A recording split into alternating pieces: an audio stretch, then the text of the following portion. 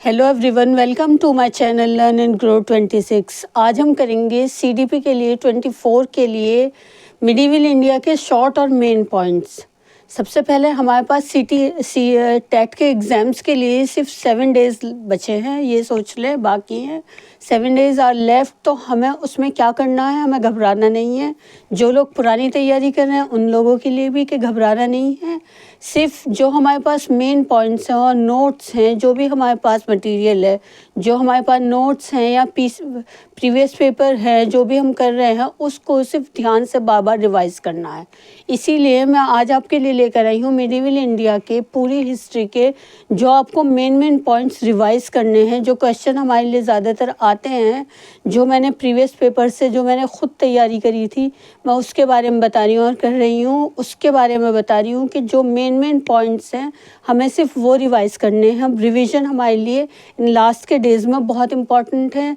जो लोग अभी से स्टार्ट कर रहे हैं उन लोगों के लिए भी वो ज़्यादा नहीं डरें और कुछ ज़्यादा नहीं पढ़ना है। सिर्फ मेन पॉइंट्स रिवाइज करें और पेडागॉजी ज़्यादा करें।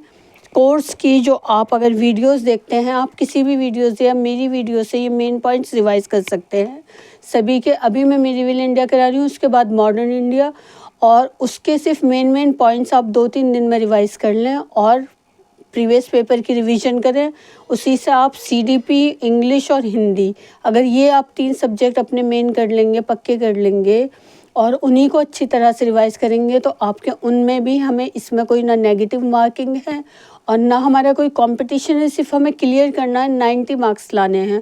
और बहुत बच्चे हैं जिनके 147, 138 बड़े आराम से आते हैं, तो हम क्यों नहीं कर सकते? हम भी करेंगे। सिर्फ हमें अपने खुद पर भरोसा रखना है और कड़ी मेहनत करनी है। अब इन 7 दिनों में जो लोग नहीं जागे हैं रात को, सिर्फ रात को जाग कर दिन में सिर्फ हर वक्त बस previous paper, CDP, English, Hindi और सोशल साइंस के लिए मैं दे रही हूँ। जिन लोगों के पास एसएसटी है वो मेन पॉइंट्स ये सब रिवाइज करें और डरे नहीं बिल्कुल भी, और मेहनत करें। हम 7 दिन में भी सब कुछ कर सकते हैं क्योंकि हम कोई ये आज पहली बार नहीं पढ़ रहे हैं, हम छोटी क्लासेस से पढ़ते चले हैं। ये सिर्फ हमारा बेस है जो हमें एग्ज़ाम्स में आता है।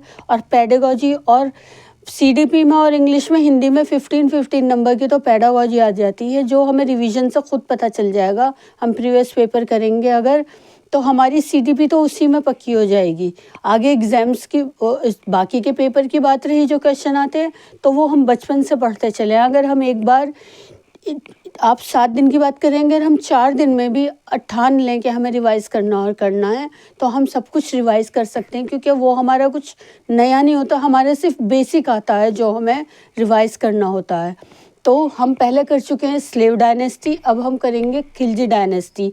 इसमें हमें क्या करना है, सिर्फ मेन पॉइंट्स करने हैं। तो जो मलिक फ़िरोज़ थे, जो खिलजी डायनेस्टी में जो लास्ट थे रूलर के, कैकूबाबाद के, उसी के फ़िरोज़ मलिक ही बाद में आगे चलकर जलालुद्दीन फ़िरोज़ खिलजी बन जाते हैं। उनका नाम होता है जलालुद्दीन फ़िरोज़ खिलजी। मलिक फ़िरोज़ का नाम ही जलालुद्दीन फ़िरोज़ खिलजी होता है। 1290 से और 1296 तक सिर्फ इन्होंने रूल करा था। सिर्फ 6 साल में उन्होंने क्या करा था कि उन्होंने अपने ही मिलिट्री जनरल और रिलेटिव्स थे जो चंगेज़ खान की लड़की से शादी कर लेते थे। जो चंगेज़ खान मंगोल्स था, इसीलिए वो अपने मंगोलियों को इंडिया में ही बसा लेते हैं थोड़े से को, और उन्हीं का नाम था अली गुरु शप, और उन्हीं का आगे चलकर अलाउद्दीन खिलजी नाम बन जाता है। जलालुद्दीन खिलजी क्या करते हैं, शुरू में ही वो क्या करते हैं, was the first ruler to put forward the view that since a large majority of people in India was Hindu. तो उन्हीं के रूल में सबसे ज़्यादा क्या होते हैं, मेजॉरिटी ऑफ पीपल क्या होते हैं, हिंदू होते हैं। और वो सबसे मोस्ट इम्पॉर्टेंट इवेंट वो क्या करते हैं, इन्वेजन ऑफ देवगिरी। देवगिरी पर इन्वेजन करते हैं वो 1294 में, और फिर उन्हीं का ही नेफ्यू होता है और सन इन लॉ होता है अली गुरु सब, जिनको आगे चलकर हम अलाउद्दीन खिलजी कहते हैं। जो शादी हो जाती है किसकी, चंगेज़ खान की रिलेटिव्स में ही होती है, उल्गा खान, उन्हीं की डॉटर से उनकी शादी हो जाती है। तो वो आगे उसमें देवगिरी में, गुजरात में, डेक्कन में वो फिर वो Devagiri the capital of Yadava kingdoms, Yadava kingdoms की होती है देवगिरी, उन्हीं का कैपिटल कहलाता था। उसी में से वो Alauddin Khilji plundered the vast treasury, वो बहुत वहाँ से लूट पाट कर लाते हैं और फिर जलालुद्दीन खिलजी को मर्डर करा देते हैं। मतलब उनका उन्हीं को असैसिनेट करा देते हैं, अपने जलालुद्दीन, अपने अंकल को जलालुद्दीन फ़िरोज़ खिलजी को, और अलाउद्दीन खिलजी खुद सुल्तान बन जाते हैं 1296 से 1310 तक। उन्होंने 10 साल तो रूल करा, 20 साल तक उन्होंने रूल करा था, और वो सबसे ग्रेटेस्ट और सक्सेसफुल रूलर रहे थे खिलजी डायनेस्टी में। उन्होंने बहुत सारे चेंजेस करे थे, और वो जिस भी जहाँ पर हिंदू रूलर्स होते थे उन्हीं पर अटैक कर उन्हें मारकर उनकी बीवियों से, वाइफ से वो शादी कर लेते थे। जो उन्होंने गुजरात में करा था, जो उनका फर्स्ट कॉन्क्वेस्ट था गुजरात में, वहाँ पर रूलर कौन था, फर्स्ट कॉन्क्वेस्ट क्या था, गुजरात किंगडम था उनका, अलाउद्दीन खिलजी का। और उन्होंने बालबनी और जलाली जो भी वो उन्होंने चलाई थी बालबन के नोबल्स के लिए, बालबन्स के 40 नोबल्स थे, और जलालुद्दीन ने जो चलाई थी जलाली के नोबल्स थे, उन्होंने उन सबको कत्ल करवा दिया था अपनी मिलिट्री भेजकर। सबसे पहला काम उन्होंने ये करा था।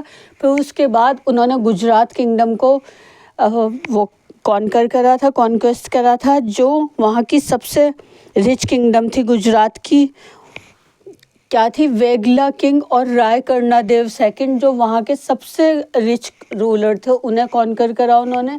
और उन्हीं की वाइफ कमला देवी से अलाउद्दीन ने शादी कर ली थी, मैरिड हर वाइफ कमला देवी। और उन्हीं की मिलिट्री में मलिक खोफा नाम के एक जेंडर चेंज होता है उनका, वो होते हैं वो उनका वफ़ादार एक रूलर था, मिलिट्री में ही उनका वफ़ादार एक नोबल था पर्सन, जिन्हें मलिक खोफा को उन्होंने मिलिट्री का जनरल बना दिया था गुजरात की विक्ट्री के बाद, उसके कॉन्क्वेस्ट के बाद। ये बहुत चालाक और बहुत होशियार आदमी था। इसी ने कैप्चर करा था रणथंबोर, चित्तौड़ और मालवा। और चित्तौड़ का बाद में उन्होंने नाम, वहाँ पर किंग क्या था उस टाइम, जिस टाइम इन्होंने कॉन्कर करा था, गलोत किंग थे वहाँ पर, और रत्ना सिंह। और चित्तौड़ का नाम चेंज कर उन्हें अलाउद्दीन खिलजी ने खिजराबाद कर दिया था, खिजराबाद। और वहीं पर चित्तौड़ की हमें एक कहानी पता चलती, पद्मावती जो है वो वहीं की राजकुमारी थी। जब उनके हस्बैंड की ये हत्या कर देते हैं तो वो जौहर कर लेती हैं। ये सब भी चित्तौड़ का बहुत फेमस है, पद्मावती और पद्मावत की कहानी। और उसके बाद जब उन्होंने पूरा नॉर्थ में अपनी वो विक्ट्री कर ली, कॉन्कर कर लिया, सब ये सब कॉन्कर कर लिया, उसके बाद वो साउथ की साइड कहते हैं मलिक खोफा से जाने के लिए, ही सेंट मलिक खोफा साउथ।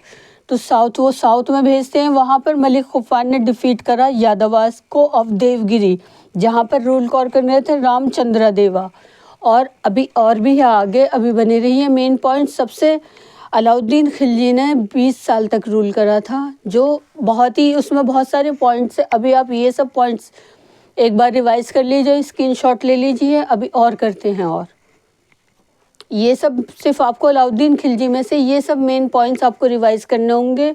उसके बाद आते हैं कुतुबुद्दीन मुबारक शाह और नसरुद्दीन खुसरो। वो ज़्यादा उनका कुछ ऐसा रूलर का काम नहीं था जिसे हम याद रखें या पॉइंट्स में करें, उससे हमें क्वेश्चन आ सकते हैं। हमें इसमें से क्वेश्चन आ सकते हैं कि अलाउद्दीन खिलजी का मिलिट्री जनरल कौन था, मलिक काफूर था, और वो उसका जेंडर क्या था, वो हमारे जेंडर से अलग थे, और उन्होंने क्या क्या कैप्चर करा था, और उन्होंने अलाउद्दीन खिलजी ने चित्तौड़ का नाम क्या चेंज करा था, खिजराबाद कर दिया था। ये सब हमें मेन पॉइंट्स है जो याद रखने हो और ये आ सकते हैं।